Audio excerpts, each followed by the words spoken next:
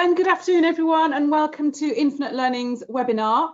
We're delighted to be running this webinar today in partnership with Phil Davis, and we're welcoming him to speak today about Write Inspired Beyond the Blank Page. So what's all about that about then? Well, this webinar is going to offer you a brief overview of the acclaimed Write Inspired methodology, outlining the skills involved in the generation of ideas. Write Inspired inspires people to want to write and be fully engaged in it. It opens up a world of new thinking, building confidence and enjoyment, even in the most reluctant of writers. It changes the everyday into the magical, and it uses ideas about observation, idea mapping, sound, 3D modelling, and much more. Be warned, the session will include practical sessions, so I hope you're full of energy and full of beans this afternoon. Now, before I hand over to Phil, a few small areas of housekeeping. As you've probably noticed, you're automatically on mute and with your cameras off. So we're going to allow Phil to deliver his presentation, which will probably last about 40 to 45 minutes. And then we'll have a Q&A session at the end. So a live session, I'll come back on live and pose those questions to Phil. So as you go through the presentation, or indeed afterwards, please use the chat box to share any questions or thoughts that you have or any feedback at all, and we can share that with Phil and go through any questions at the end. So that will probably be about the last 15 minutes or so of today's webinar. Other questions that usually come up are, will I get a PDF of the presentation? Will I get a certificate? Will there be a recording of the video? And the answer to all of those three questions is yes. There'll be a follow-up email immediately after today's webinar with a copy of the PowerPoint and a link to the course that Phil is running in association with this webinar. So if you like, this is an introduction to what the course will offer later in the year. And then tomorrow you'll also receive a copy of the recording of today's webinar. Okay, so please don't forget to ask your questions as you go along.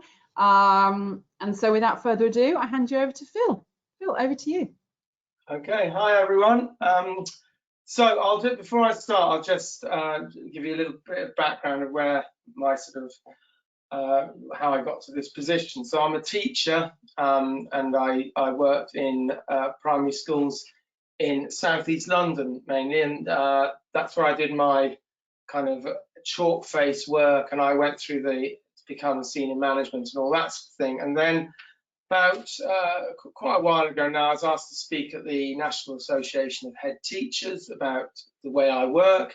And following that, I worked with Alistair Smith for a while, again, sort of promoting this sort of more creative pedagogy.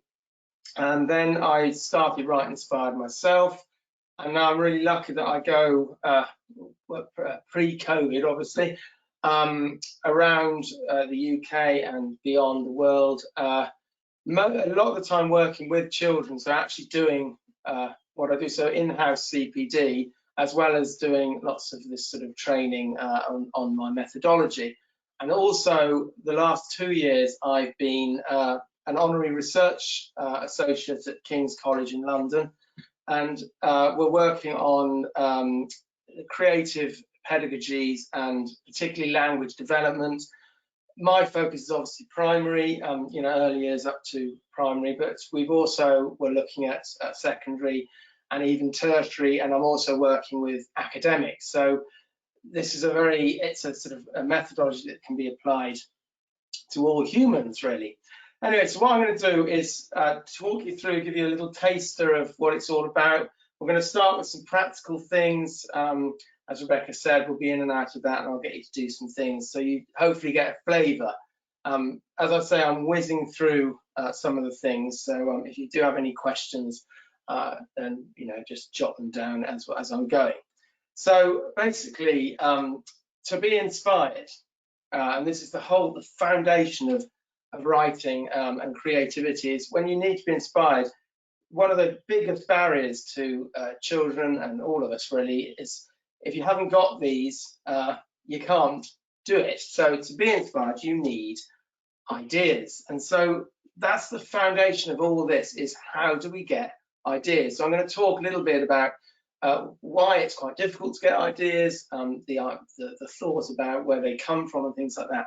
So to start with, one of the main ways we can prepare our minds to have ideas and to prepare the class is it needs energy. We need to be, and it seems so obvious that we need to be awake.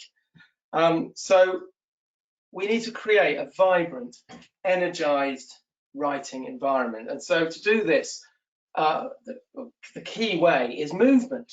Now that doesn't mean to say we're moving all the time, but if we sit for too long, the brain becomes sluggish. This is a physiological fact. It lacks oxygen, and this is why we have break times. This is why we go out for walks and refresh ourselves. So we can build these in to school. So what we're going to do now, and I just go with it. As I always say to people, I'm just going to do this as I do it if I was actually there in the school. We're going to do a simple movement, okay? And I'm going to do this live using a drum. So I'm just going to lower the desk a bit so I can hopefully still see you.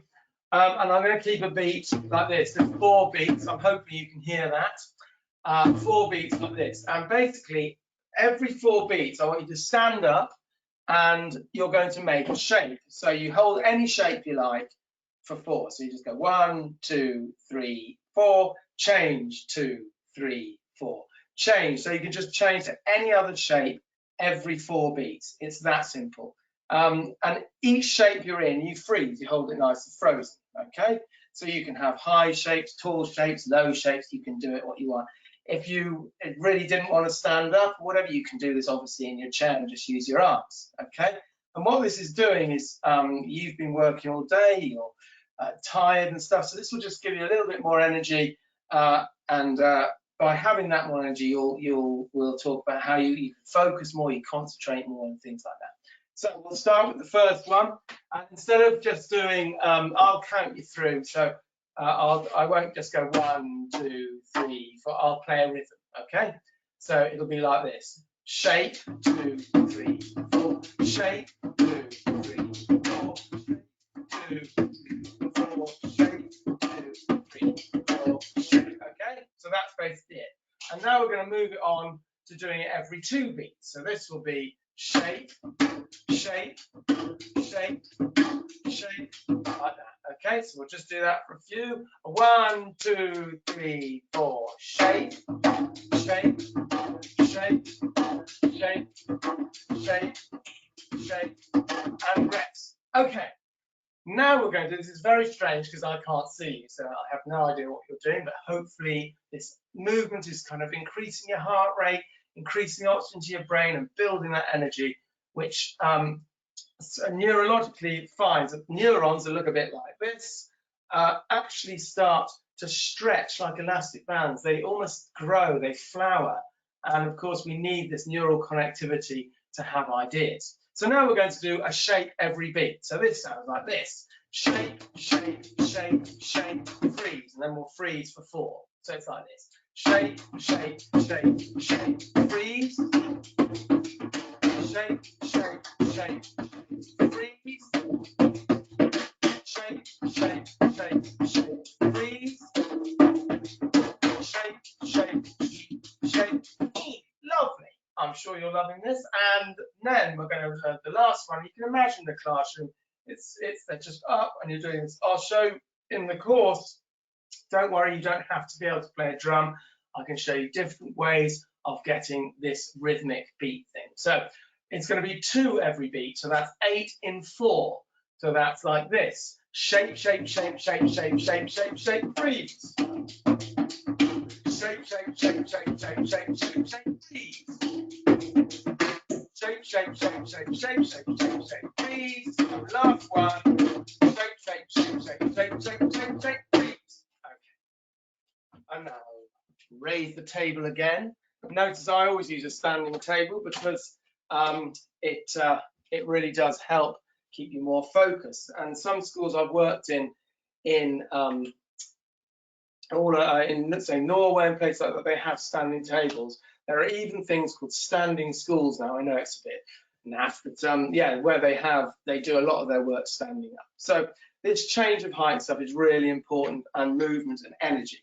So we're going to look about how do we get ideas, and one of the easiest way, the simplest way, is to notice things. Now, this word notice can be called many things. It can be called awareness, curiosity, focus, concentration, paying attention, all this sort of thing. And there's a lovely quote by Henry Miller that says, the moment one gives close attention to anything, even a blade of grass, it becomes a mysterious, awesome, indescribably magnificent world in itself. But the reason that this is so important, because human beings are not noticing things as much. There is something that we are, and I'm just going to show you now, that we are distracted by screens. All of us are distracted a lot by screens. You see it all the time in restaurants, things people sit down, there's a human being in front of them, and often the first thing everyone does is look at a screen. When we should be looking up at the world, we're often looking down. In London, it's particularly bad, and I'm sure in all places, you see people walking around and everyone's got their heads down. So I think to build this awareness, I will now show you how we can create wonderful ideas simply by paying attention to what's around us. There are ideas all over the place. So let's say we see one thing.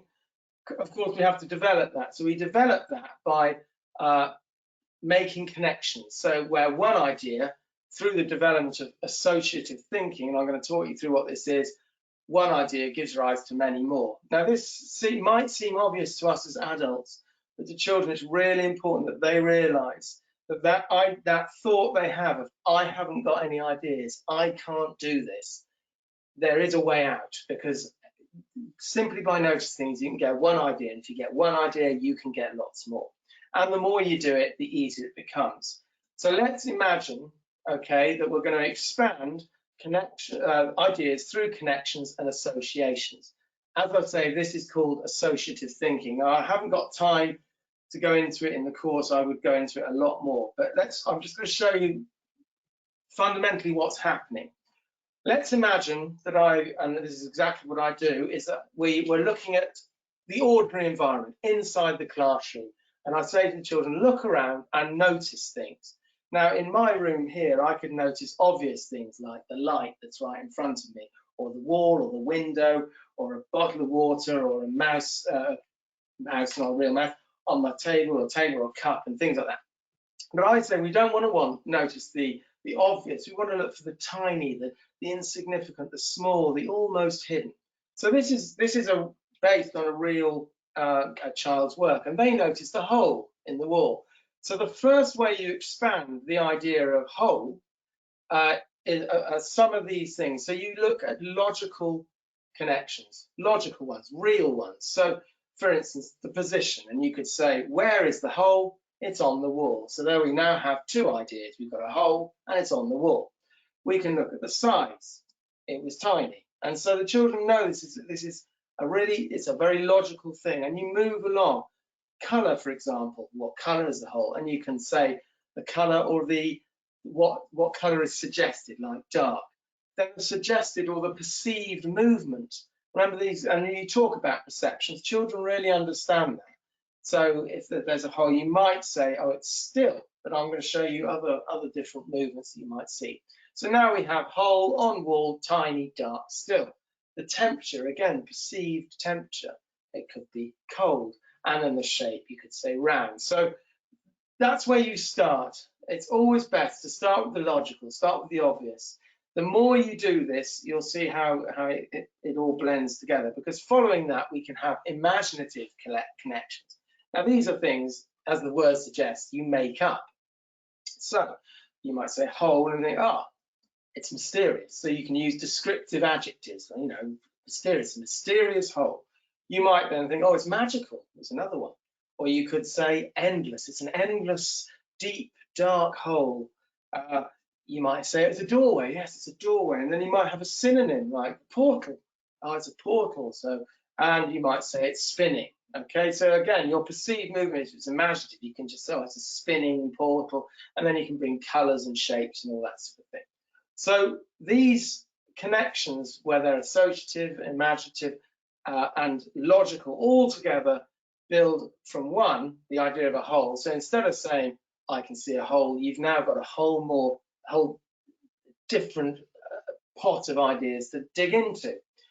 So here's another example of what a child saw once.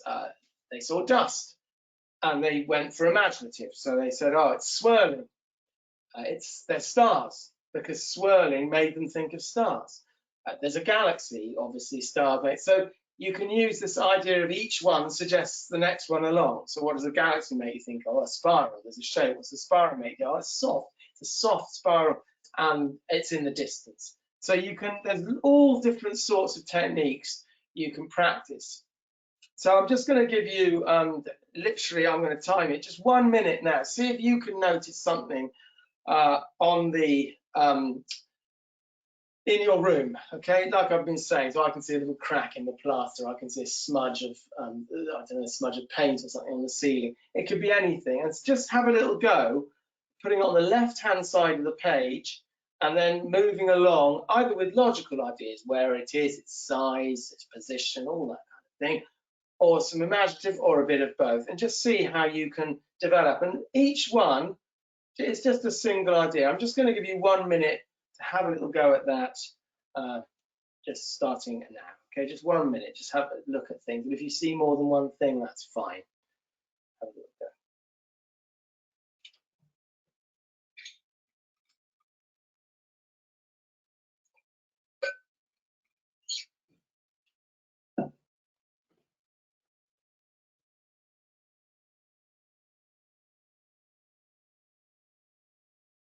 About 20 more seconds.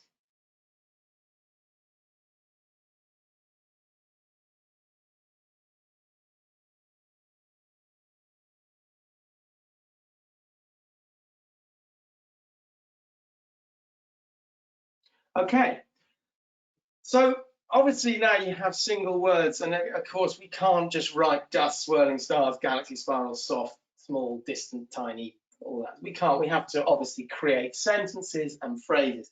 Again, I haven't got time into how you do that, but using that, instead of seeing dust, you can see swirling stars in a soft, distant galaxy, for example. And this idea of creating sentences is fundamentally this, that we record ideas, and there's a sort of limit. You can't record all ideas. There is an infinite number of ideas beyond. And I'll talk a little bit about a lovely phrase in a minute to explain this, but fundamentally, the ideas we have open the door to an infinite number of connections. It's impossible to record all of them. So to record all of them, the more we have, the more we have to be aware of the ones that aren't there, that they just pop into your head, they simply appear. So we need to be aware of that. We need to be receptive to inspiration. Now, Elizabeth Gilbert, in her wonderful book called Big Magic, and I recommend you read it, actually believes that ideas are sort of inhabit the world very much like animals and plants and things like that. She believes they are there, and they're all around us, and we're all receptive to them, and they have one purpose, an idea, and that is to manifest. And it manifests through human connection. And she says this, and I love this, that it is only through a human's efforts that an idea can be escorted out of the ether and into the realm of the actual. So it's very much saying to children, where you've got your recorded ideas, but be aware that as you're writing and as you're bringing up sentences and creating things, other ideas will pop into your head, as we know very well. And you need to sort of catch them, and they might not work, or they might, but so you're not too limited, because we cannot record everything. So we need to record, but we also need to be aware of this idea that there are other ideas and thoughts flying around. So there's what I call an awareness grid. So the children use what is called an awareness grid, where there are two processes, observation and expansion, going on. You can see down the left, the first column are observed. We've got, this was just in the classroom, reflection holes, smudges, sock, string, wires, scratch, paint, blob, cobwebs, and dust. And then along it, they all expand.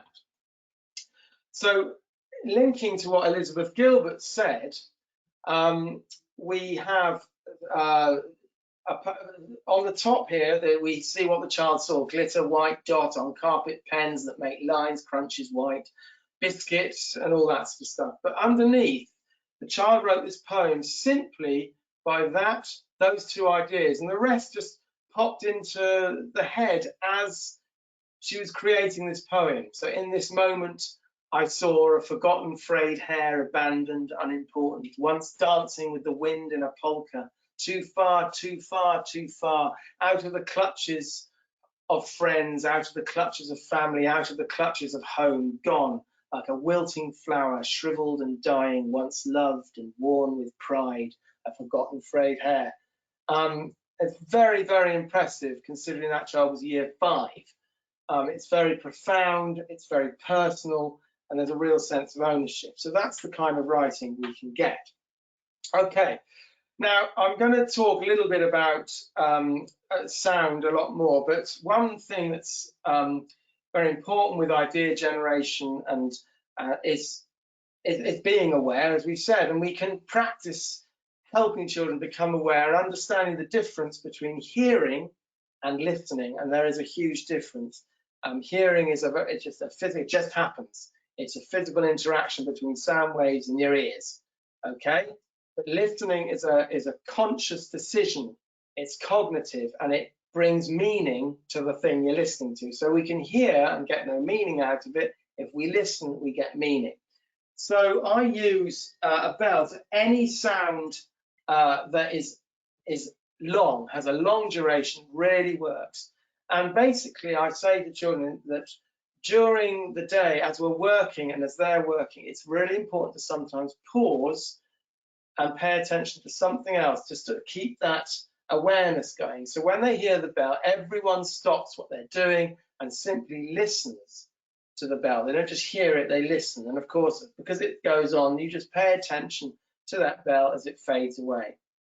And what's really important about this is research has shown that if you're working, and writing is hard, creativity is hard, that when you're doing something hard and challenging, to pause occasionally, not too often, you don't have to pause all the time, but take that little time out to just pause and focus on something else that's happening just for a few seconds. And then going back, it almost refreshes the brain, it stops stress building up, it stops anxiety, or it helps, it lowers anxiety, all those kind of things. So here is the bell. I just want you to have a go now. I'm going to ding the bell. Just stop whatever you're doing and focus on the bell. And as you'll hopefully hear, it fades out. And as it fades out, you simply pay attention to it fading out. It's not particularly interesting. Your mind might want to run off. And when you notice it, you just almost bring it back and sort of remind, oh, no, I'll be on the bell. And then don't worry if it keeps running off or you get distracted. That's perfectly natural. But the more you practice this, it really helps your skills at listening, and it also helps your skills at paying attention and noticing things and curiosity and all of the other essentials for ideas. So here it is, and I'll do the same. You can shut your eyes if you like or not. It's completely up to you. Just focusing on that sound.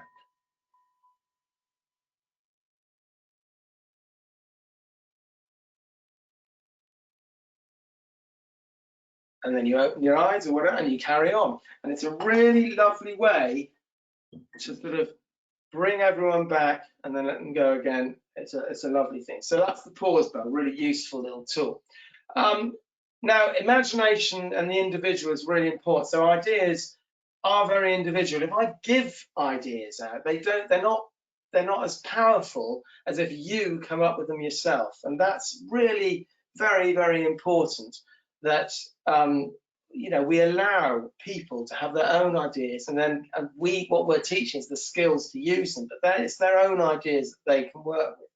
And so using sort of familiar objects, for instance, a stick. Here is a stick, and you can, by basically looking at a stick and imagining, and because what imagination is pretending one thing is something else. That's basically what imagination is. It's divergent thinking. So again, we're different now to associative thinking, which is making connections. Divergent thinking is seeing one thing as something else, and this has enormous repercussions in language development and all kinds of things. And so we're saying the phrase you use is "it's not whatever it is." So if I say this, "it's not a stick," I can then, and children are brilliant at this, they immediately see it. You know, if I go, this isn't a stick, someone would go, oh, it's a magic wand, for instance. So we start off with the ones that are very obvious, but if you give them a stick and they're allowed to look and be playful, and in the course I talk the difference between playfulness and mucking around. They're very different. Playfulness is an attitude of mind. It's actually very disciplined, and it can weirdly be quite serious. It doesn't have to be, you know, it's an interesting thing. So you allow them to be curious and play with this idea. So if from that, when they're looking at the stick, they can then write down, you know, what it is. Now, particularly when you mix things with it, so by using sounds with the stick, you get incredibly interesting ideas from that. So I just want you now to write down, or just have it in your head, just as something you can do at some other time, is to find something really familiar, like a paperclip or a light bulb or something that you see every day, and think, well, what could that be? So I've got a little red, green dot on my screen, and it shows me the camera's on.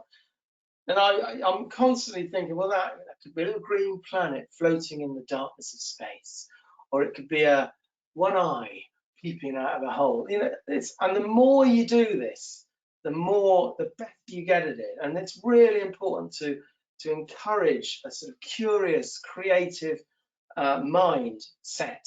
Okay, so twigs are good if you can find a twig. Little stones are fantastic. All that, and we do a lot, and we do a lovely activity in the course around that sort of thing, and it's how you then from that you move on to create other things. For instance, this is conceptual, so not only can you say it's not that, it could be this, you can be conceptual. So this is a child who had a piece of string, and look at that, I mean, well, it's brilliant. And the more you get them to, and you can then talk about the difference between a conceptual idea, or what a concept is, and a visual idea, an emotional idea, you know, and all these different things, how ideas have almost different, they're families of ideas. So that's one. And here's another one, which is lovely, solidarity and things. So, and then you can look at groups, as knots, you know, the image of a knot, you know, that could be so many things. We could interpret it as so many things. And what's very powerful is that human beings, as far as we know, are the only living creatures that can do this. We are unique, is that we have that ability to see one thing as something else. And you know, currently this terrible situation, this development of the virus, the vaccine, and it's all about people going, well, how are we going to solve this problem? It's this kind of thinking, perception of, well, it could do this, or if we use that with that, it might do this, problem solving. So all this kind of work is the foundation of that. I use a lot of sound, and again, it's fantastic sound as inspiration. Again, I haven't got time to go into this in detail, but we're going to have a little go at something. But basically, when we hear sound, we get ideas. It's a kind of human thing, and these ideas might be onomatopoeic. So I'm going to give you a few sounds now, and you just say to yourself, well, what word is that sound? They'll be very simple. For instance, I hope you can hear that. Okay, and of course the onomatopoeic idea of that would be click. That would be clap, and children know this. They're very, very aware of these different words, and there are some wonderful onomatopoeic words that describe sound out there. So we all know buzz, and the children know buzz, but if you look up synonyms of buzz, there's one which is bombinate, and a bombinating bee is wonderful, and children love that, the sound of, and that is a genuine word. A word like howl, which is onomatopoeic, howl, there's a lovely word called ululate. And so there's such a rich seam of ideas through sound on the onomatopoeic level. There's also physical. Now, again, I can talk for a long time about this, but physical is the nature of the sound itself. So you're just listening to the purity of the sound. So things like, it could be the duration of the sound, so whether it's long or short, So and this is very, I mean, very young children understand that that is short and that is long. But these are ideas. When you listen to sometimes very complex sounds, it can be the dynamic of the sound, whether it's loud or quiet. It can be the pitch of the sound, whether it's high or low. So these are good gateways in, rather than saying what you think when you play a sound, because that can be a bit overwhelming. And a lot of people, even adults, will say, I can't think of anything, I can't do, and they kind of shut down. So by giving them this sort of this ladder, you know, okay, onomatopoeia, what words, physical. Then we have visual ideas. Now, visual can be settings, they can be characters, all different things. And this is our kind of default, you know, visual. Humans tend to jump straight into that. So if I was to give you a sound, and I'm going to make it myself, and try this with your own class, you can do so much work. Again, I can't really go into it in detail, but you could do this simple idea. Is I'm going to give you a sound now, and I want you to tell me what you see. Okay, so here it is. Okay, so the hissing sound. The onomatopoeic would be hiss. Physical might be sibilant, because there's lots of S's in it. Now, a lot of people have probably put snake. And I'm going to talk about how you can develop that, but there's all different, there's options, okay? And that's what's wonderful about sound, and I'm going to talk to you a little bit about that. Okay, so they can be settings, characters, animals, things like that. And then, of course, we have emotional ideas, which is very powerful, that sound makes us feel things. Sound is very linked to memory, and so with memory comes all kinds of, might be happy memories, sad memories, all kinds of things. So we're very, very linked to emotional as well. And also we have subjective, and this is a whole area of work I'm doing a little bit within my researches about this, is what's called subjective sonic language. And that's because as human beings, it's almost like describing the sound as it is, you know, the physical, a little bit like physical, but we need words. We can't just go, I heard this amazing sound, it was nice, because it's like, well, that doesn't really mean a lot. So you can use things like, well, it was metallic, or it was hollow, it was long and hollow, it was thin, it was shrill, it was sweet, it was heavy, it was deep. And of course, these are actually quite visual ideas. We can even use, you know, things like taste, you know, sweet or sour. It was a bitter sound. And this helps us kind of get our heads around, what the actual sound is like. It's characteristic. So with one sound, you can have many ideas. We're going to do a little experiment now. When you hear a sound, I'm going to ask you the question, it could be. You know, what could the sound be? That's a very different question to what is the sound. So I could say, what could this sound be? And you say in your head, as you're listening, it could be, and you write it down. Now, what will happen is I want to introduce the most powerful, the most inspirational, wonderful word in the English language, and that is or. Because by just adding that little word, if you go, it could be, and put it down, and then say, or, it could be, and then go round and round with that in your head, it is remarkable at how many ideas. So I'm going to play a sound now. As you listen, keep saying to yourself, it could be, or it could be, or it could be, or it could be. And I'm just going to do it for a few, not too long, and then I'm going to share with you something quite remarkable and show you how that is. So here is the sound. I'm just going to turn my volume off. The sound is connected, so it should just come out of your computer as well. So here we go.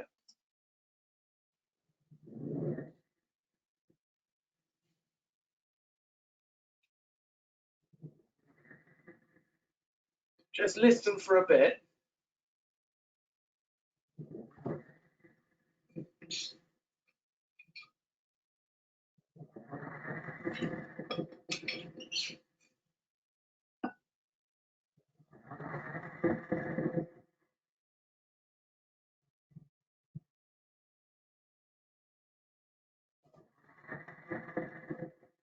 Keep saying to yourself, it could be, or it could be,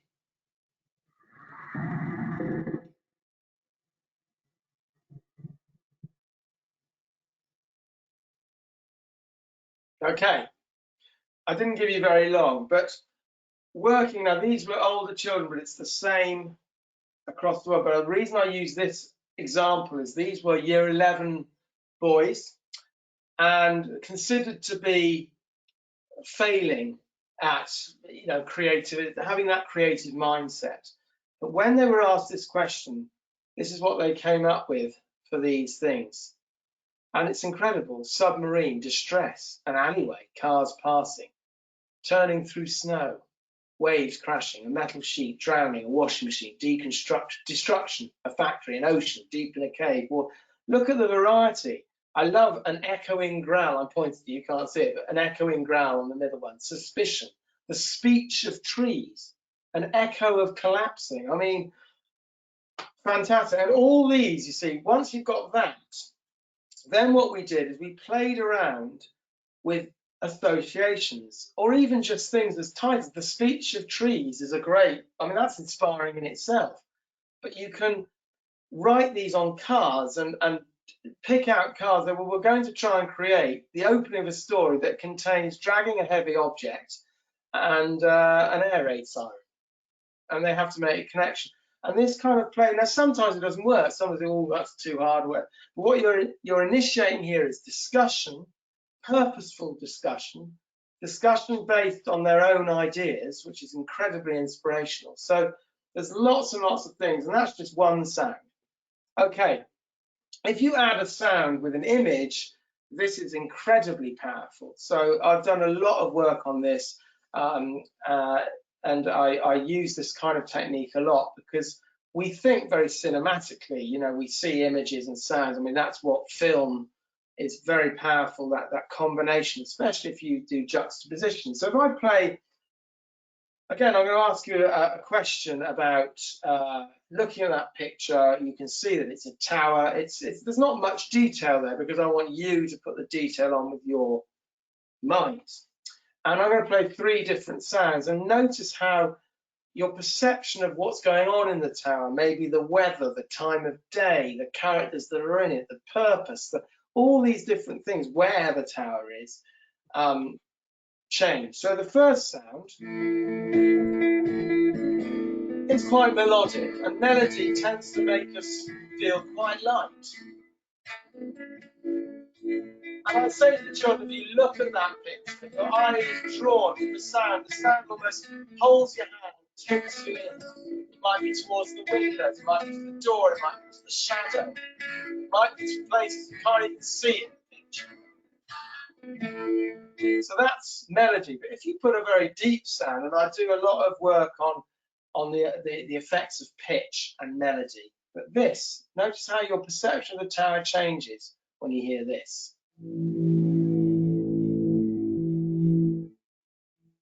Now, the tower now has a much darker feel.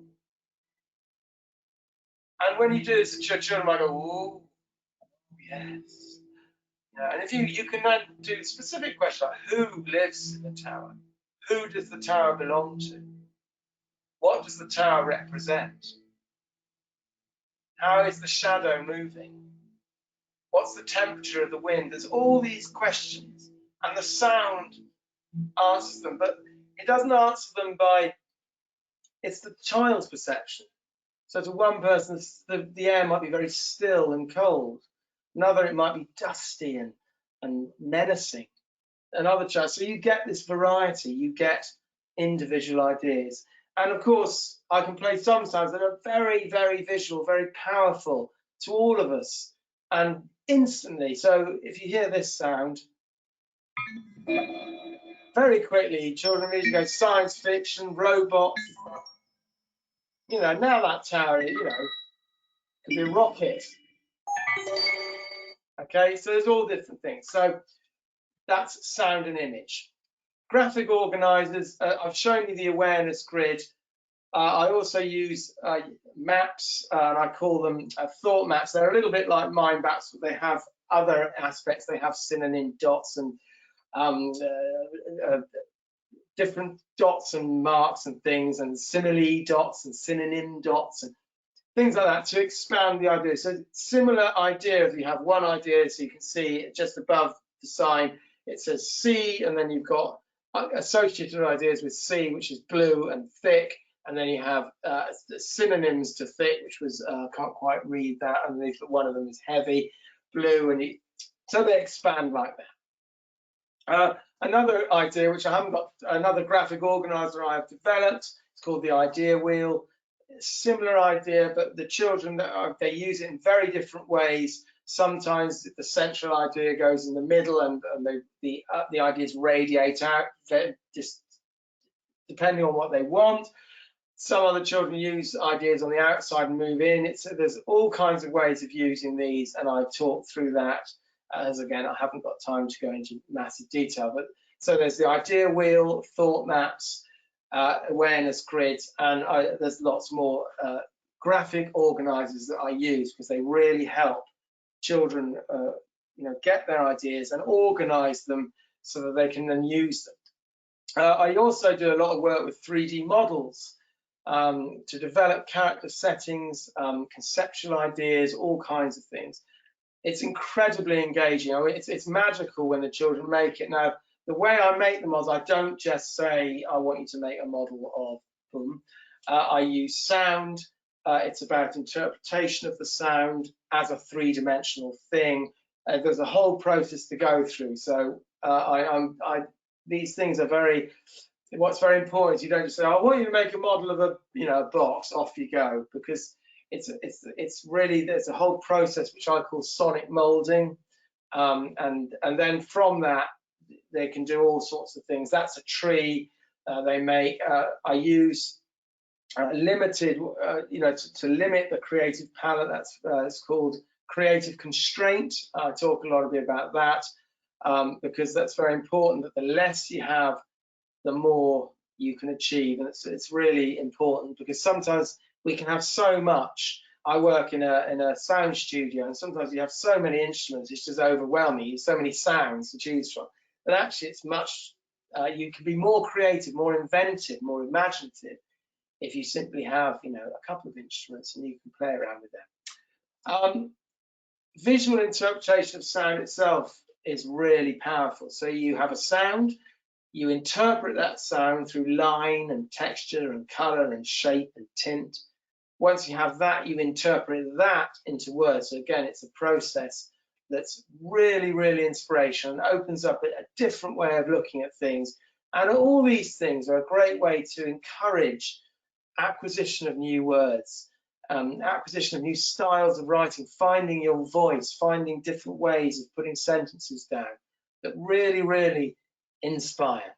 So, for instance, an abstract image inspires words. So when you look at the image, you're basically saying it's not what you look at that matters. So you see an image and it's what can you see? A bit like it could be the same principle. It could be, what can you see in that image? And you then write about that. Okay. Dice write is another thing I talk about, which is basically there's a specially developed thing with grids and ideas and different sounds and sound banks and 20-sided dice and 6-sided dice. Children absolutely love it because what they end up with on their own personalized grid that they create are ideas that they then connect and associative ideas with sound. And you can do writing of that, but of course, when you have ideas, the creative outcomes can be many things. They could be musical, they could be dance, they can be all kinds of things. So you can feed, if you work with your colleagues who might be dance specialists or ceramic specialists or whatever, music specialists, drama specialists, it's really lovely to say, well, look, they've got these ideas, they've got these. So you can have lovely collaborations between departments in the school as well. So that's a really nice thing. And of course, performance. So once they have, I do a songwriting thing with children, and it's incredible what they come up with, absolutely incredible. And they don't have to actually know how to play an instrument to get the fundamentals of what a song is, and rhythm and syllabic rhythms and things like that. So that's it.